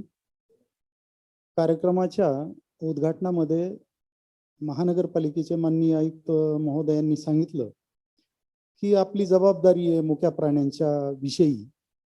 तर आपली जबाबदारी तर निश्चितच आहे, परंतु मला जो विषय देण्यात आलेला आहे ही जबाबदारी पाळत असताना आपण जास्त घाबरतो तो श्वान दंशासाठी, नंतर श्वानापासून होणारे रोग याच्यासाठी त्याची काळजी कशी घ्यायची, नंतर श्वानांची संख्या नियंत्रित कशी ठेवायची आणि कोरोनाच्या काळामध्ये श्वानांची काळजी कशी घ्यायची या संबंधीचं विवेचन मी या ठिकाणी आपल्या वेबिनारच्या माध्यमातून आपणाशी करणार आहे. औरंगाबाद शहराची व्याप्ती लक्षात घेतली तर औरंगाबाद शहराचे 9 झोन आहेत, 115 वार्ड आहेत आणि या शहरामध्ये सर्वसाधारणतः 40,000 पेक्षा जास्त मोकाट श्वान आहेत, 7,000 पेक्षा जास्त पाळीव श्वान आहेत आणि शहरामध्ये एवढी मोठी संख्येने श्वान आहेत त्यामुळं निश्चितच श्वानदंशाच्या घटना सुद्धा शहरामध्ये घडतात आणि मागील काही वर्षामध्ये रेबीज या आजाराने दुर्दैवाने शहरातील काही नागरिकांचे मृत्यू पण झालेला आहे. तर महानगरपालिकेचा प्रयत्न आहे की आपल्याला या शहराला 0 रेबीज कडे न्यायचं आहे. शहरामध्ये रेबीज या आजाराने कोणाचाही मृत्यू होऊ नये. अलीकडच्या काळात बरंच यामध्ये यश आलेलं आहे. 2-3 वर्षामध्ये अशा श्वानदंशाच्या मृत्यूचं प्रमाण आपण निरंक करण्यात यशस्वी राहिलो, परंतु श्वानदंशाचं प्रमाण अद्यापही जरी नियंत्रणात असलं तरी निरंक करता आलेलं नाही. तरी त्या दृष्टीने पण आपण प्रयत्नशील आहोत. तर आपण जनरली हे महानगरपालिकेचं काम कुठून सुरू होतं तुम्हाला सांगतो की सकाळी 6 वाजल्यापासून महानगरपालिकेचे जे श्वानदंश प्रतिबंधक पथक कामाला लागतात आणि ज्या वार्डामधून तक्रारी येतात त्या ठिकाणी ही पथकं मोकाट श्वानांच्या तक्रारीचं निराकरण करण्यासाठी बाहेर पडतात. 2 पाळ्यामध्ये हे काम चालतं. सकाळी 6 ते दुपारी 2 पर्यंत एक पथक कार्यरत असतं. त्यानंतर दुसरं पथक दुपारी 2 नंतर संध्याकाळी 10 पर्यंत हे कार्यरत असतं. सर्वसाधारणपणे दिवसभरात आपलं सेंट्रल नाका येथे डॉग कॉल सेंटर आहे. 24 तास त्या ठिकाणी श्वानांची जे तक्रारीचं नोंदणी केली जाते आणि निराकरण करण्यासाठी ते जे पथक आहे त्यांना पास केलं जातं. तर 15 ते 20 तक्रारी दररोज निराकरण केल्या जातात आणि दररोज 40 ते 50 श्वानांच्या शस्त्रक्रिया केल्या जातात. त्याचं लसीकरण केलं जातं आणि ज्या ठिकाणाहून हे श्वान पकडून आणलेले आहेत त्याच ठिकाणी त्या श्वानाचं पुनर्वसन केलं जातं. श्वानदंशाची घटना शहरामध्ये घडली की लोकांची तक्रार येते की इथले सगळे कुत्रे तुम्ही पकडून न्या आणि इकडं आणून सोडू नका, आणि खराब कुत्रे असतील किंवा पिसाळल्याची लक्षणं असतील तर तो कुत्रा मारूनच टाका, अशा लोकांच्या तक्रारी असतात. पण त्यासाठी ॲनिमल वेलफेअर बोर्डाने काही नियम घालून दिलेले आहेत, त्याचं पालन आपल्याला करावं लागतं.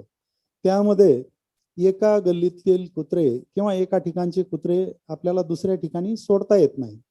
तसेच जर कुत्र्याला रेबीज सदृश्य लक्षणं असतील म्हणून रेबीज ठरवून त्यालाही मारता येत नाही, त्याला अंडर ऑब्झर्वेशन ठेवावं लागतं तज्ज्ञांच्या मार्गदर्शनाखाली. जर तज्ज्ञांनी त्याच्या कमिटीने जर सर्टिफाय केलं की हा श्वान रेबीजने बाधित झालेला आहे तर अशा श्वानाला आपल्याला दयामरण देता येतं, इंजेक्शन देऊन त्याला युथनाइज करता येतं. अन्यथा असं कुत्र्यांना असं पिसाळल्याची लक्षणं दिसत आहेत म्हणून मारता येत नाही आपल्याला. आणि ॲनिमल वेलफेअर बोर्डाच्या नियमामध्ये असं पुष्कळशे म्हणजे श्वानांच्या भल्यासाठी भवितव्यासाठी अनेक नियम घालून दिलेले आहेत. त्यामध्ये श्वानांना क्रूरपणे आपल्याला वागवता येत नाही, त्यांना मारता येत नाही, उपाशी ठेवता येत नाही, किंवा जे आमचं पथक आहे त्या पथकांची हँडलिंगची पद्धत किंवा कुत्रे पकडण्याची पद्धत सुद्धा त्यांना जाळ्याद्वारे पकडावं लागतं. असं क्रूरपणे पकडता येत नाही किंवा हाताळता येत नाही. हे सगळे ॲनिमल वेलफेअर बोर्डाने घालून दिलेले नियम आहेत, त्याचं आपल्याला सर्वांना पालन करणं बंधनकारक आहे. तर हे श्वानाच्या संख्येवर नियंत्रण आणणं हे श्वानदंश प्रतिबंधासाठी सगळ्यात महत्वाचं टूल आहे किंवा महत्वाचं हे एक आपल्याला ह्याच्या माध्यमातूनच जावं लागतं.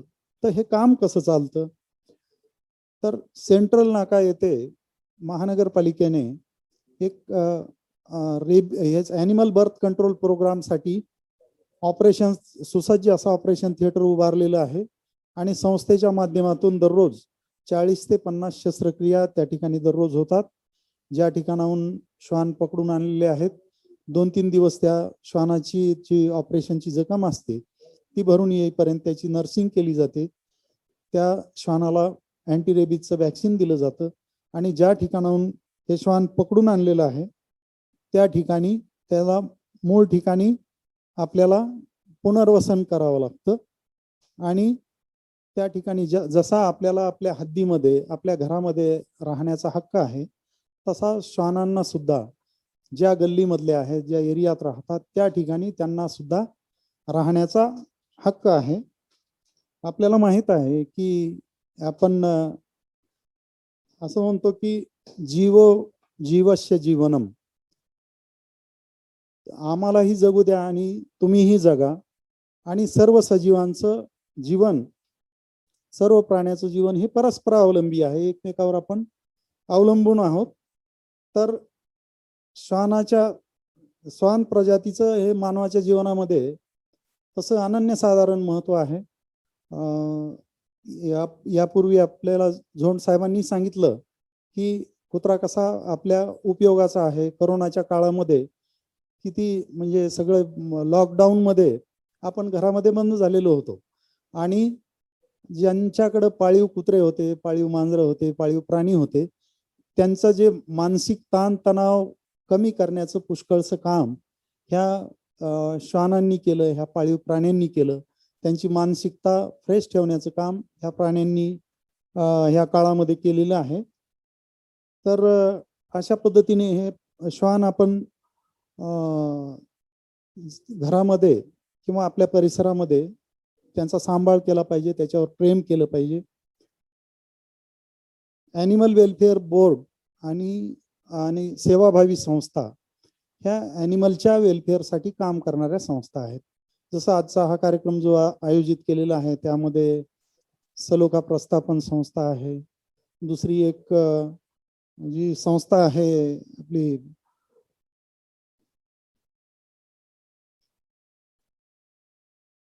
लाईफ केअर असोसिएशन, या संस्थांचे जे व्हॉलेंटियर्स आहेत या क्रुशियल पिरियडमध्ये कोरोनाच्या काळामध्ये त्याच्यामध्ये एक शहरामध्ये काम करणारी आपला म्हणून एक संस्था आहे, तिचंही काम अतिशय वाखाणण्यासारखं आहे. या काळामध्ये या संस्थांच्या व्हॉलेंटियर्सनी कुत्र्यांना, जे मोकाट कुत्रे होते, घरं बंद होते, हॉटेल बंद होते, त्यामुळे त्यांना अन्न मिळत नव्हतं. काही उपासमारीच्याही घटना झाल्या, काही श्वान उपासमारीमुळे सुद्धा दगावले. त्याची काळजी घेऊन आपल्यासारख्या संस्थेने रोटी बँक चालवली, त्यानंतर पाण्याची व्यवस्था केली आणि हे जे मोकाट श्वान आहेत त्यांच्या पालनाचं जबाबदारी घेतली, पालन पोषणाची जबाबदारी घेतली आणि हे मोकाट श्वान त्या अडचणीच्या काळात सुद्धा त्यांनी जगवले.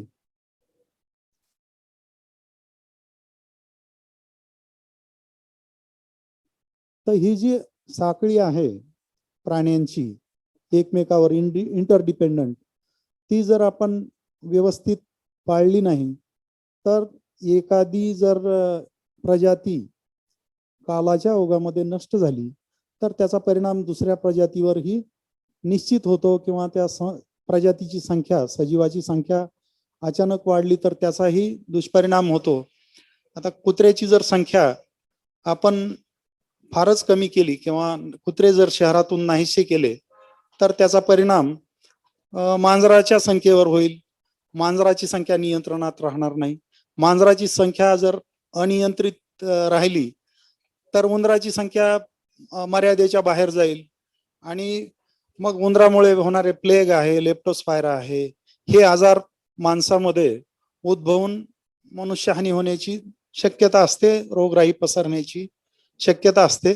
त्याच्यामुळं आपलं जे अस्तित्व आहे सर्व प्राण्यांचं हे परस्परावलंबी आहे. आपण सगळे एकमेकावर अवलंबून आहोत.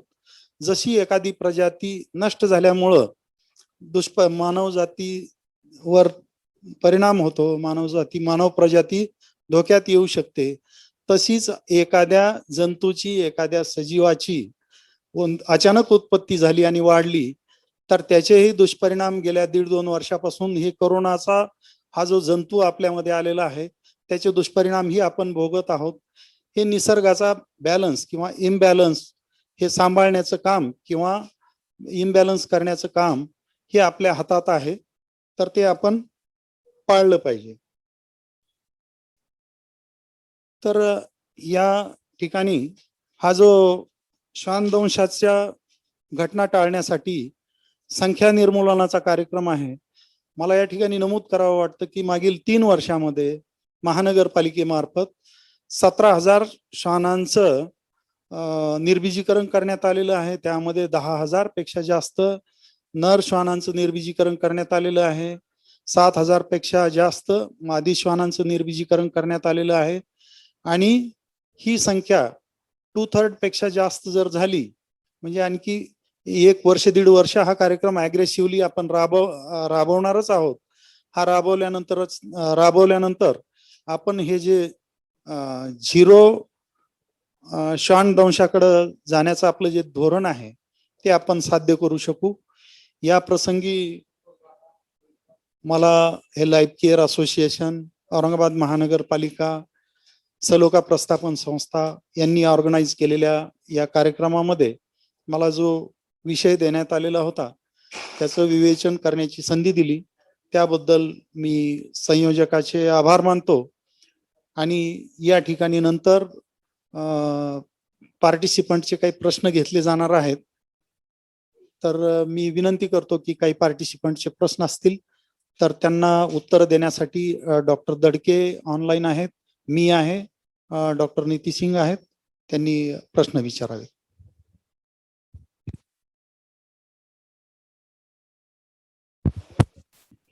आपण आपला माईक अनम्यूट करून प्रश्न विचारा.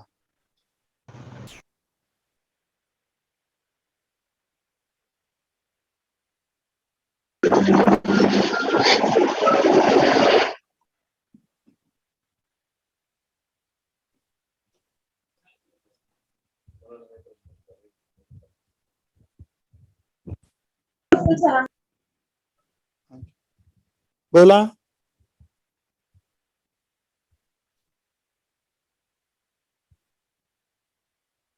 तुम्ही तुमचा माईक अनम्यूट करून बोला, आवाज येत नाही.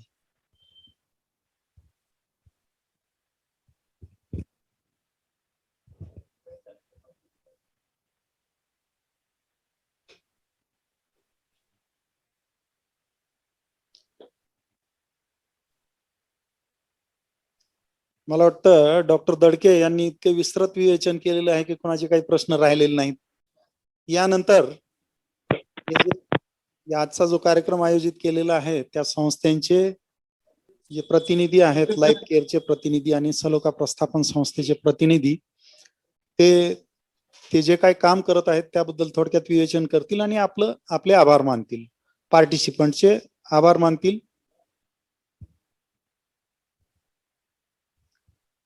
या संस्थेचे लाईफ केअरचे श्री जयेश शिंदे, तसेच सलोका प्रस्थापन संस्थेचे श्री लांडगे, सुनील लांडगे या ठिकाणी उपस्थित आहेत.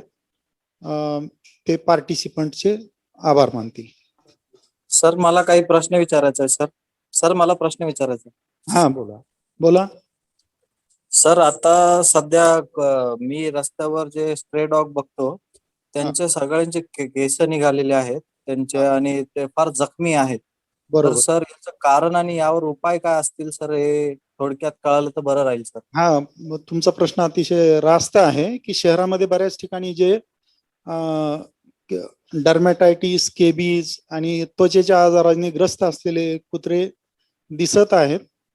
हा बुरशीजन्य आजार किंवा फंगल डिसीज आहे आणि त्याला डॉक्टर नीती सिंग यांनी त्यांच्या व्याख्यानात सांगितलं की हे फंगल डिसीज हे फंगसच्या संक्रमणामुळे होतोच, पण माल न्यूट्रिशनमुळे त्याला चालना मिळते आणि ओलसर वातावरणात हा आजार फोफावतो. तर हा संसर्गजन्य आजार आहे आणि त्याला अँटी फंगल ड्रग्ज दिले जातात. जे पाळीव श्वान आहेत त्याची तर ट्रीटमेंट व्यवस्थित होते, पण जे मोकाट श्वान आहेत त्याच्यामध्ये सुद्धा आपला या संस्थेने अँटी फंगल ड्रग्ज बऱ्याच श्वानामध्ये दिलेले आहेत.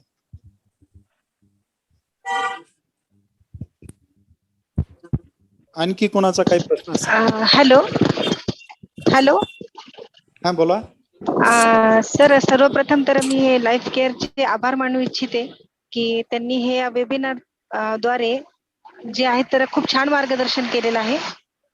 मला थोडं जॉईन करायला थोडासा उशीर झाला, पण माझा कसा प्रश्न होता की जे म्हणजे रस्त्याचे जे भटके कुत्रे आहेत, जर त्यांचं आपल्याला जर ऑपरेट करायचं असेल त्यांनाही, तर त्यांची प्रोसेस काय मला सांगता येईल का की त्यांना कसं महापालिकेकडे देता येईल?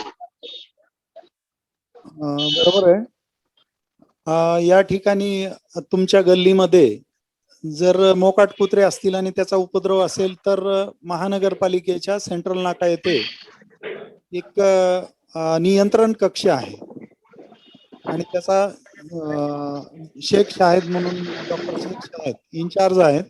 त्याचा नंबर पण दिलेला आहे, किंवा लाईफ केअर यांच्याकडे तुम्ही फोन केला तर महानगरपालिकेची गाडी अर्धा एक तासामध्ये येऊन ते श्वान तुमचे ऑपरेशनसाठी घेऊन जाईल. हा, म्हणजे प्रश्न असा आहे सर, पुन्हा जर ऑपरेशनला श्वान नेला तर तो ऑपरेट करून पुन्हा त्यांनी तो आमच्याच इथे आणून सोडला पाहिजे, म्हणजे हे पण माझे असं म्हणणं आहे. कारण की त्यांना आम्ही सांभाळतो, त्यांची आम्ही काळजी घेतो. आता जे आहे तर त्यांनी पिल्ले जे दिले तर ते लाईफ केअरच्या माध्यमातून मी अडॉप्शनसाठी ही 8 पिल्ले दिलेत. गुड. लाईफ केअरने खूप मोठं सहकार्य केलंय मला ते पिल्ले अडॉप्शनला देण्यासाठी. तर माझं असं म्हणणं, त्या कुत्र्यांचं म्हणणं ऑपरेट केल्याच्या नंतर त्या मला पुन्हा दोन्ही पण वापस आणून सोडल्या पाहिजेत माझ्या इथे. अगदी तसंच आहे नियमामध्ये आणि तसंच पालन केलं जातं. ज्या ठिकाणावरून कुत्रे उचललेले आहेत ऑपरेशनसाठी त्याच ठिकाणी ऑपरेशन केल्यानंतर 2-3 दिवसात त्याच ठिकाणी त्याचं पुनर्वसन केलं जातं. त्याच्या नोंदी ठेवल्या जातात, कुठल्या एरियातून कुत्रे कोणत्या तारखेला कधी उचलून आणलेले आहेत, ऑपरेशन केल्यानंतर त्याच एरियामध्ये ते सोडले जातात. बरं बरं, धन्यवाद सर. एवढाच प्रश्न होता माझा. आणखी सर, मला एक प्रश्न विचारायचा आहे सर. हा, सर, जर आमची श्वान जर प्रेग्नेंट असेल आणि इमर्जन्सीमध्ये जर कुठल्याही प्रकारचे डॉक्टर किंवा काही प्रकारचे आम्हाला माहिती नसल्यामुळे, तर अशा वेळेस आम्ही काय करायला पाहिजे सर? याबाबत मी सांगेल, पण डॉक्टर दडके आपल्याला सांगतील. डॉक्टर दडके, आपण अनम्यूट करा आणि त्यांच्या प्रश्नाचं उत्तर द्या प्लीज.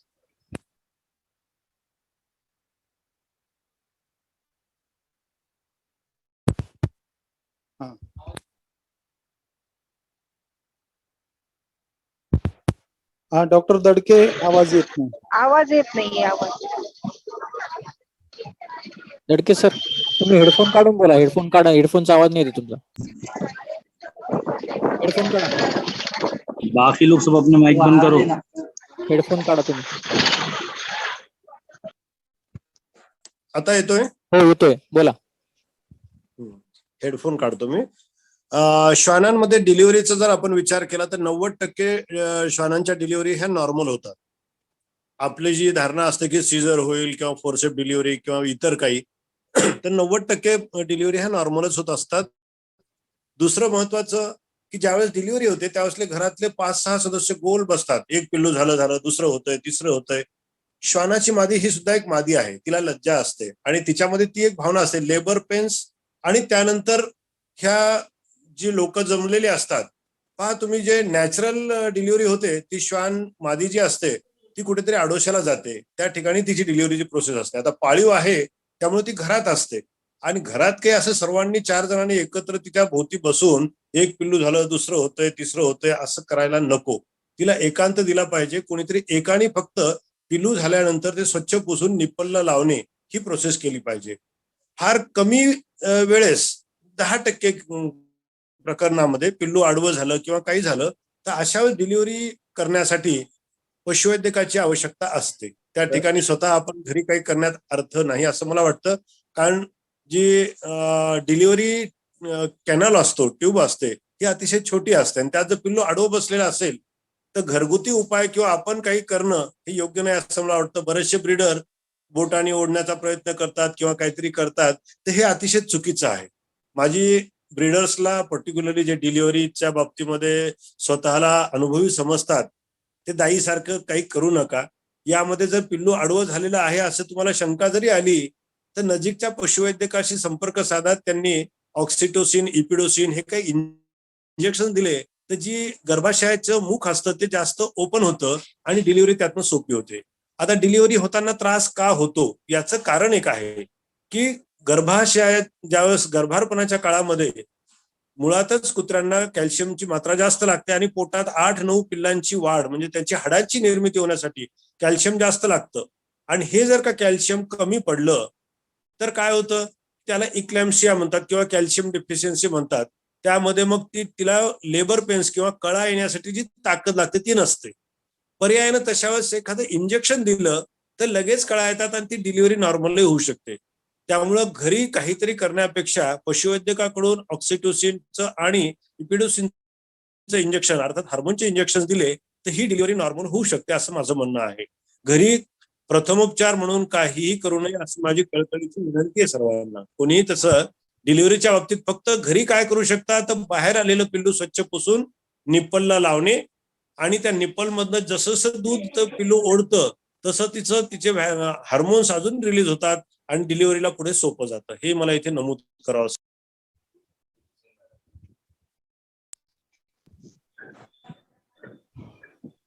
ठीक आहे. आणखी काही प्रश्न असतील तर विचारा.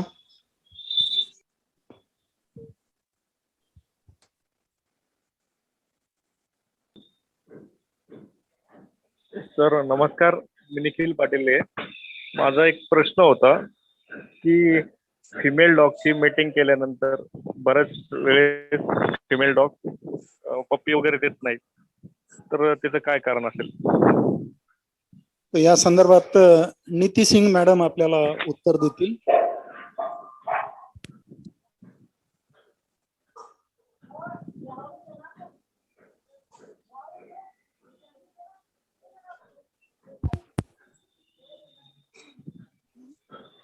नीती मॅडम आपला फोन.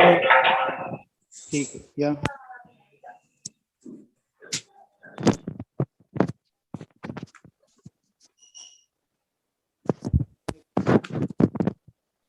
हा, नीती सिंग मॅडम आहेत का ऑनलाईन? या आलेले आहेत. बोला तुम्ही. हेलो. प्रश्न समजला? हाँ. हाँ ठीक है, बोलो. इनका ऐसा सवाल है कि कई बार हम मीटिंग करते हैं उसके बावजूद फीमेल प्रेग्नेंट नहीं होती. हेलो. यस. हाँ हाँ. तो इसमें क्या होता है, कई बार जब फीमेल्स को हम मेट कराते हैं तो उसका उस वक्त में हार्मोनल लेवल पहले आपको चेक कराना चाहिए, उसके बाद में ही मेटिंग कराना चाहिए. एक्चुअली उनका जो 9th डे से 12th डे तक वो ज्यादा प्रोडक्टिव रहते हैं. तो 9th डे से 12th डे के बीच में अगर आप उनकी मेटिंग कराते हैं तो वो बिल्कुल सही तरीके से मेट होते हैं.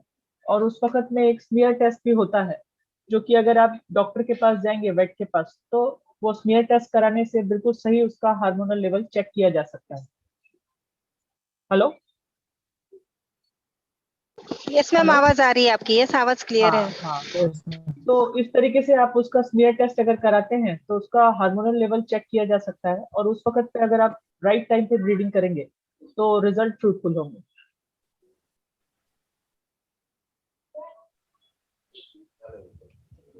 Hello ma'am, thank you. ठीक है, नेक्स्ट क्वेश्चन.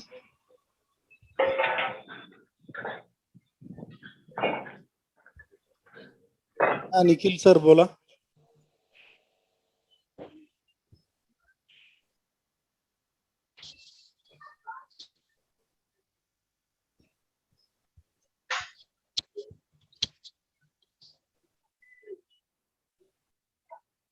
काही प्रश्न आहेत कुणाचे? संपले? हॅलो. हॅलो. काही चव्हाण, आपला आवाज ऐकू येत नाही, काही म्हणतो आपण. हॅलो सर, आवाज येतोय? हॅलो. येतोय सर, येतोय. तुम्ही बोला. काय प्रश्न आहे आपला? सर तुम्ही कंटिन्यू करा, तुमचा आवाज येतोय, तुम्ही प्रश्न विचारा प्लीज.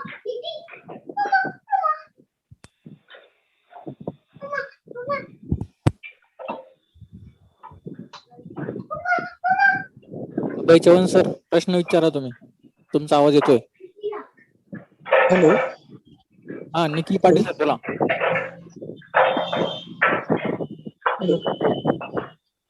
सर बोला ना. सर नमस्कार, मी सुनील रामदेव बोलतोय. मला डॉक्टर बी एस नायकर साहेबांना एक प्रश्न विचारायचा आहे की रस्त्यावर जे श्वानांचे अपघात होतात किंवा श्वानांची किंवा जनावरांची मृत्यू होतात त्यांच्यासाठी काही मनपा मार्फत काही दफनभूमी किंवा किंवा त्यांना जाळण्यासंदर्भात काही जागा उपलब्ध केलेली आहे का, जेणेकरून त्या श्वानावर जो आमचं प्रेम आहे किंवा त्यांचं जे अंत्यसंस्कार असतं तेही आम्हाला योग्य रीती करता येण्यासाठी काही आपल्याकडे काही उपाययोजना आहे का किंवा करणार आहात काय, मार्गदर्शन करावे.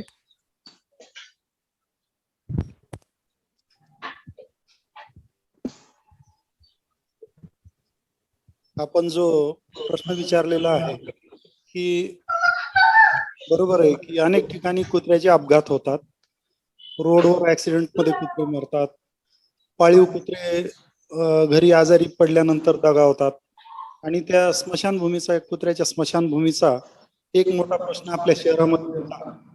परंतु आपले आयुक्त महोदय अस्तिक कुमार पांडे साहेब यांनी हा प्रश्नात लक्ष घालून त्या पडेगाव येथे 1 एकर जागा या प्रकल्पासाठी दिलेली आहे.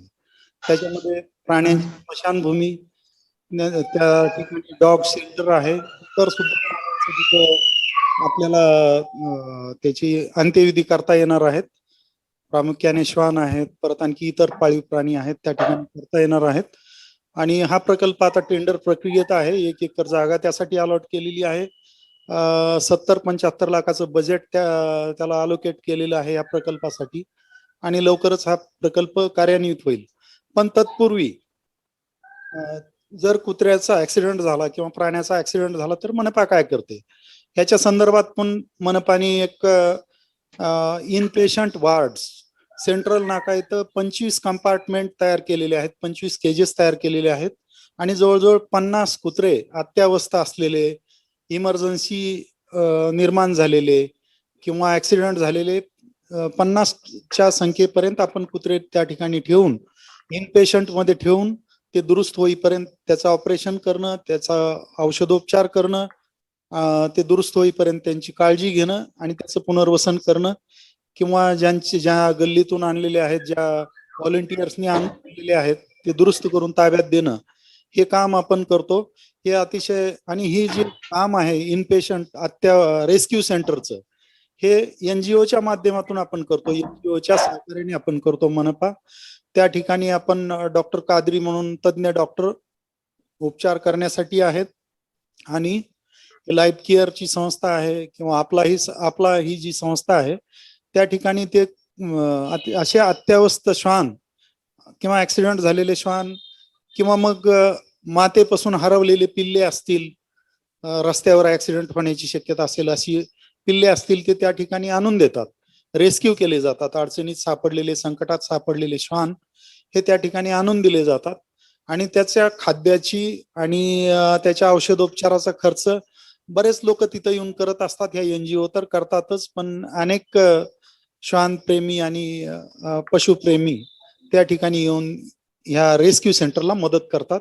ह्या रेस्क्यू सेंटरचा उपक्रम आपण सेंट्रल नाका येथे येऊन निश्चितच पाहण्यासारखा एक मनपाचा स्तुत्य उपक्रम आहे. आता सुद्धा 15-20 कुत्रे त्या ठिकाणी अत्यावस्था असलेले इन पेशंट आम्ही ठेवलेले आपल्याला पाहायला मिळतील.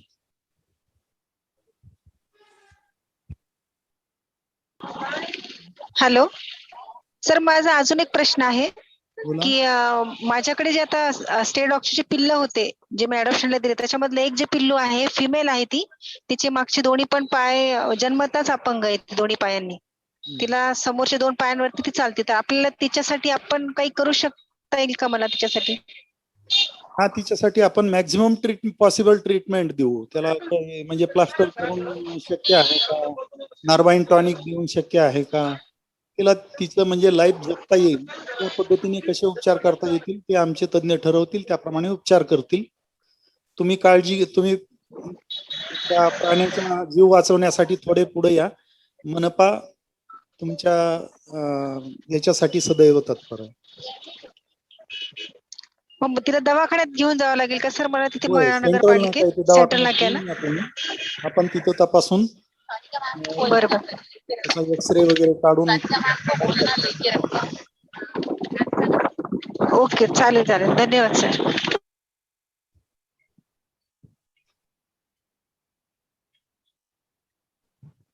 हॅलो हा हॅलो बोला. सर. हा सर बोला. बऱ्याच वेळा असं ऐकलंय की फिमेल जे असतात हम्म. त्यांना सायलेंट हिट येते. याचा अर्थ काय सर? सायलेंट का बरं होतं असं? डॉक्टर दडके या संदर्भात आपल्याला स्पष्टीकरण देतील, खुलासा करतील. यामध्ये सायलेंट हिट अग्रेसिव्ह हिट हे दोन आहेत. सायलेंट हिटचा अर्थ जी माझावर आल्याची लक्षणं आहेत ही एवढी प्रकर्षाने दाखवत नाही. त्यामध्ये ज्यावेळेस माझाची लक्षणं आपण इतर मादीमध्ये जे पाहतो की एक 8-10 दिवस ब्लिडिंग होतं, त्यानंतर मागे सूज येते, मागून चिकट असा स्त्राव निघतो आणि त्यावेळेस पिनिंग सेन्सेशन होत असतं आणि ती मादी नराकडे आकर्षित होते किंवा ती पळून जाते किंवा नराला ऍक्सेप्ट करते. हे झाले नॉर्मल सिम्पटम्स. आता सायलेंट हिटचा अर्थ काय? सायलेंट हिट मध्ये एक तर ब्लिडिंग कमी होतं, मागे येणारी सूजही कमी होत असते आणि मागे येणारी सूज कमी असताना तिचं नराकडे जे आकर्षित होण्याचं प्रमाण आहे तेही कमी असतं. या सायलेंट हिटला कारणीभूत असतात ते हार्मोन्स. जे इस्ट्रोजन हार्मोन असतात त्याचं जर पुरेशा प्रमाणात शरीरामध्ये नसतील तर अशा प्रकारे सायलेंट हिट असते. तर यामध्ये हार्मोनल उपचार केले, हार्मोनची ट्रीटमेंट केली तर निश्चितच फरक जाणवतो आणि पुढच्या माझामध्ये हा जो आजार आहे, आजारच म्हणता येईल याला, हार्मोनल डिफिशियन्सी असते, ते निश्चित हे होतं. परंतु हार्मोनल डिफिशियन्सी आहे म्हणून प्रेग्नन्सी राहणार नाही असंही नाही. बऱ्याच वेळेस काय होतं की 3 दिवस जो अग्रेसिव्ह मेटिंगचा पिरियड असतो त्यापैकी एखाद दिवशी ती वीक हिटमध्ये ती मेट होते आणि पिल्लही होऊ शकतात. त्यामुळं सायलेंट हिट आणि ओव्हुलेशन याचा तसा संबंध नाहीये. फक्त सायलेंट हिटचा अर्थ हा आहे की तिचे जे सिम्पटम्स एक्झिबिट करते ते कमी करते. Okay, thank you sir. आणि बरेच वेळा जे पाहिले आता जसं 10व्या दिवशी लावा, तुम्ही 9व्या दिवशी लावा. आता बरेच फिमेल जे आहे ते आफ्टर 15 डेज पण मीट होता. तर यामध्ये त्याचं कसं कारण? माझं एक ऑब्झर्वेशन आहे की पहिला दिवस काउंट करण्यामध्ये आपलं थोडंसं चुकतं, मॅनेजमेंट म्हणू आपण, की एखाद्या फिमेलला की प्रीस्टल ब्लिडिंग जे असतं ते कधी असं काही नाही की 9 दिवस ब्लीड व्हायला पाहिजे, 10वा 11वा दिवस याचा आहे. यामध्ये 3 प्रकारचे सायकल असतात, शॉर्ट सायकल, मीडियम सायकल आणि लॉंग सायकल. ही शॉर्ट सायकल असते त्यामध्ये 3 ते 4 महिन्यालाच ती पिरियड मध्ये येते आणि साधारणतः 8, 9, 10 दिवस ती ब्लीड होते, नंतर 10, 11, 12 दिवस असतो. मीडियम सायकल मध्ये काय होतं की 10 ते 11 दिवस ती ब्लिडिंग होते आणि 11, 12, 13 हे 3 दिवस तिचे मीटिंगचे असतात. आणि जी लॉंग सायकल असते त्यामध्ये पुन्हा हा गॅप जसा वाढतो तसं तो जो ड्युरेशन आहे. पण साधारणतः ब्लिडिंग थांबल्यानंतर मीटिंग अरेंज केलं पाहिजे. Do not count the days. बऱ्याच वेळेस आपल्याला काय होतं की 2-4 दिवस आधीच तिचं ब्लिडिंग सुरू होतं, आपण तिसऱ्या दिवशी पाहतो आणि ज्या दिवशी आपण पाहिलं तो पहिला दिवस आपण मानतो. तिथून आपण 10 दिवस मोजायचे, नंतर ती फिमेल मेट होत नाही किंवा अलाउ करत नाही कारण तिचा पिरियड निघून गेलेला असतो. तर ही जी मॅनेजमेंट आहे, तर माझं प्रत्येकाला सांगणं आहे, जे ब्रीडर्स आहेत की ज्यावेळेस ब्लिडिंग थांबलं आहे आणि मागे मोठी सूज आलेली आहे आणि ज्यावेळेस मादी ही मेलकडे आकर्षित होते तो सर्वात योग्य काळ आणि तो काळ निसर्गाने ठरवलेला काळ आहे, त्या मादीने ठरवलेला काळ आहे. त्यामध्ये ब्रीडर्स किंवा डॉक्टर्स यांनी ठरवून उपयोग नाही. आणि डॉक्टर्सचं जर ओपिनियन घ्यायचंच असेल तर त्या लॅबोरेटरी टेस्ट असतात, त्याचे जे वल्वल आपण स्मिअर घेतो त्यामध्ये फर्न पॅटर्न दिसतो, दॅट इज द सायंटिफिक वे, त्या वैज्ञानिक त्याला आधार आहे. परंतु नुसतं पाहून आता मी जरी किती असेल, माझा 30 वर्ष अनुभव आहे, ठीक आहे उद्या मेट करा, हे मला वाटतं माझ्या कडून हे चुकीचं आहे की ते आपण ठरवू शकत नाहीत. हे नैसर्गिक चक्र आहे, मादी हार्मोनची लेवल आणि ते हे सायंटिफिक बॅकग्राऊंड हे महत्वाचं आहे असं मला वाटतं. Okay, thank you sir. धन्यवाद. धन्यवाद. सर, माझा एक प्रश्न आहे. हॅलो सर माझा एक प्रश्न आहे. हॅलो. हा बोला. आता शेवटचा प्रश्न घेऊ वेळेचा. Sir, life care animal welfare association of औरंगाबादने मध्ये एक कुत्र्या श्वान परवाना ही योजना चालू केली होती मनपाद्वारे, महानगरपालिकेद्वारे. तर सर त्याबद्दल आम्हाला थोडक्यात माहिती मिळेल का सर? कारण की आम्ही प्रयत्न करतोय आमच्या श्वानांचा आणि जास्तीत जास्त लोकांना, आमच्या आजूबाजूला लोकांना की श्वान परवाना काढा. पण सर अजून आम्हाला थोडक्यात माहिती मिळाली तर अजून बरं राहील सर.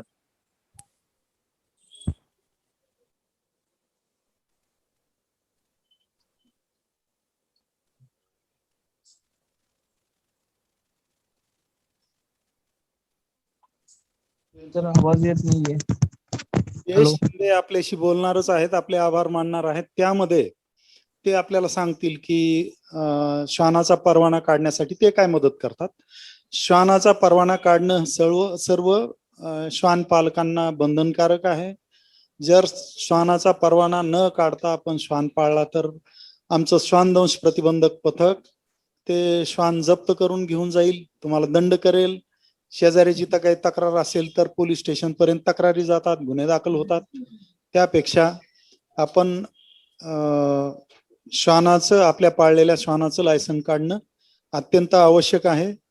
आणि त्यासाठी ही लाईफ केअर ही संस्था महानगरपालिकेला मदत करत आहे. आणि मी आता पाचारण करतो आपले लाईफ केअरचे जयेश शिंदे, सलोखाचे सुनील लांडगे. ते आपले आभारी मानतील आणि आपल्याला आवाहन करतील की श्वानाचे परवाने काढण्यासाठी आपण त्यांच्याकडे जावं. ते आपल्याला मदत करतील आणि आपण सर्वांनी श्वानाचे परवाने घ्यावे.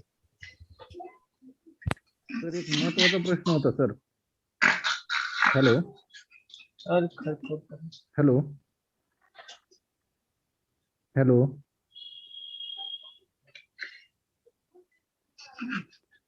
हॅलो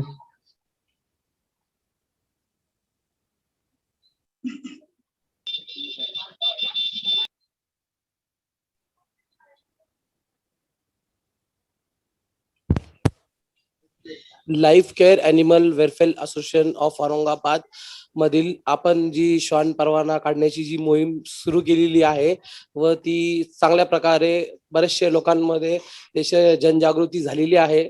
व आम्हाला बरेचसे कॉल आलेले आहे की परिसरामधनं की सर हा श्वान परवाना कशासाठी काढावा व याचं काय महत्व आहे. तरी आम्ही लाईफ केअरद्वारे आम्ही बऱ्याचशा लोकांना माहिती दिलेली आहे की श्वान परवाना काढल्यावरती आपल्या शेजाऱ्यांना जो त्रास होत असतो ते लोक पहिले तुमच्यावरती कंप्लेंट करता की तुम्ही श्वान परवाना काढलेला नसेल तर तुम्ही श्वान ठेवू शकत नाही. तरी ह्या कारणामुळे आपण मनपाच्या हद्दीमधील जेवढेही श्वान आहे त्याचा श्वान परवाना काढणे गरजेचे आहे. हा आपण खूप चांगल्या प्रकारे संदेश लोकांमध्ये दिलेला आहे व याला चांगला प्रतिसादही लाभत आहे.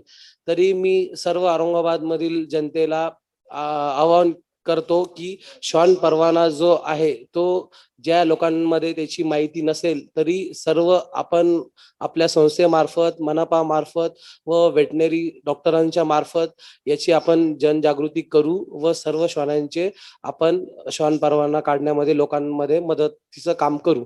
व श्वान परवाना काढण्यासाठी लोकांमध्ये हे माहिती नाहीये की त्यासाठी काय केले जाते.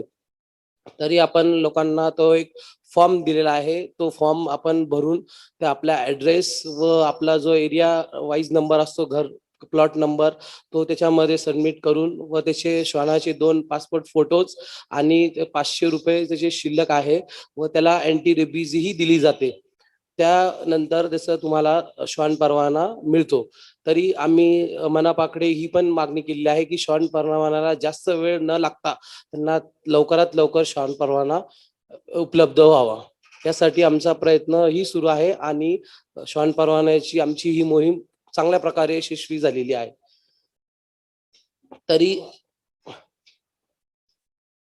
तरी श्वान परवाना श्वान प्रेमींसाठी मोफत वेबिनार मध्ये जे ही सर्व श्वान प्रेमी जे आपल्या वेबिनार मध्ये जुडलेले आहे त्या सर्वांचं मी आभार व्यक्त करतो व लाईफ केअर ॲनिमल वेलफेअर असोसिएशनच्या वतीने मी सर्वांचं मनपूर्वक आभार मानतो. सलोका प्रस्थापन संस्थेचे आपले सुनील लांडगे सर 2 शब्द आपल्याला बोलतील.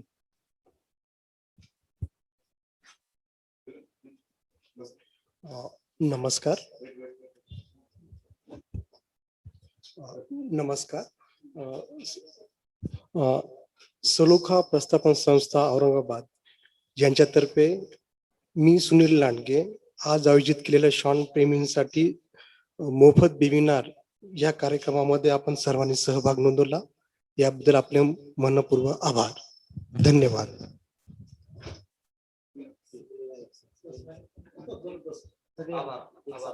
आभार आभार आभार.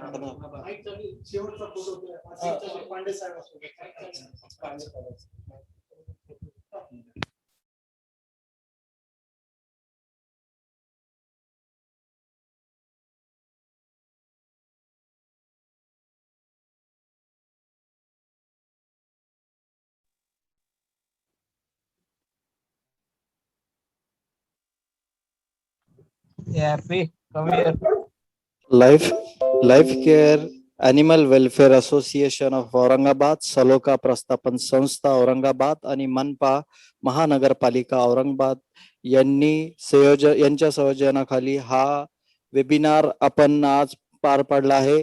सर्व वेबिनार मध्ये पार्टिसिपेट झालेल्या मान्यवरांचे व प्रेक्षकांचे मी अजय कुमार, लाईफ केअरचा ब्रँड अँबॅसेडर, आपलं सगळ्यांचं आभार मानतो. आम्हाला सहकार्य केल्याबद्दल खूप खूप धन्यवाद.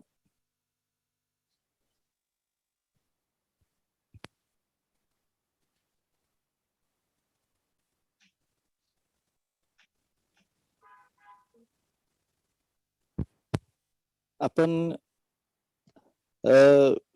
माननीय श्री आस्तिक कुमार पांडे साहेब, आयुक्त तथा प्रशासक महानगरपालिका औरंगाबाद यांचे स्वागत. डॉक्टर BS नाईकवाडे साहेब, सेक्रेटरी जयेश शिंदे, अक्षय सर नाईकवाडे, सुनील लांडगे सर, राकेश सोनार सर आणि अजय कुमार हे करीत आहेत. धन्यवाद. आणि कार्यक्रम संपन्न झाला हे मी घोषित करतो. सर्वांनी पार्टिसिपेट झाल्याबद्दल धन्यवाद. जय हिंद, जय महाराष्ट्र, जय भारत.